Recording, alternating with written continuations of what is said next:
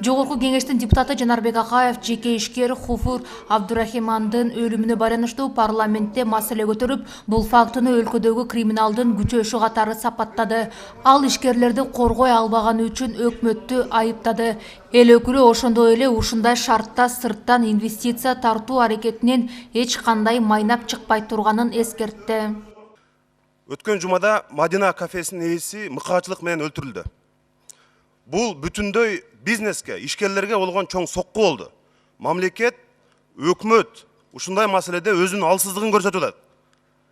Криминал азыр Кыргызстанда кадимкидей баш көтөрдү. Мына Кыргызстандан чыгарылып кеткен акчанын суммасын карагыла. Жарым жылда 247 миллион акча мамлекеттен чыгып кетти.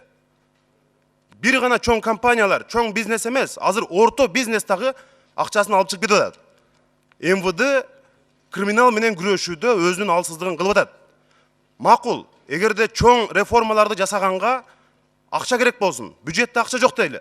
Бирок ушул криминал менен күрөшкөнгө, криминалдык жанагындай авторитеттерди, кылмыш дүйнөсүнүн өкүлдөрүн четинен түрмөгө тыкканга ушуга да акча керекпи?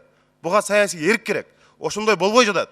2005 жылы инкылап болгондо гана Кыргызстанда ушундай рекордтук суммада акчаны бизнес алып чыгып кеткен экен. Мына ошол рекорд азыр кайталанып атат.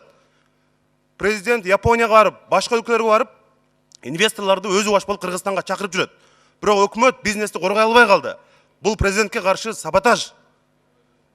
Ысык көлдө Осьминог деген кафе салык салбай койгон үчүн, салык салып криминалга акча бербей койгон үчүн кафесин өрттөп өзүн коркутуп калган. Ошол жигиттин тагдыры эмне болду?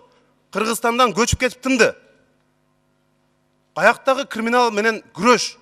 Бүт Кыргызстандын чоң шаарларын карагыла. Машина оңдогон эстолордон баштап, чоңураак кафе, базарлардын бардыгынан криминал азыр ай сайын налог чогултат.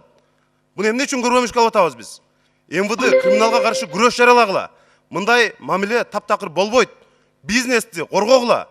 Азыр бизнес кайда барышын билбей калды. Агаргасыз чет өлкөгө чыгып кетип атат.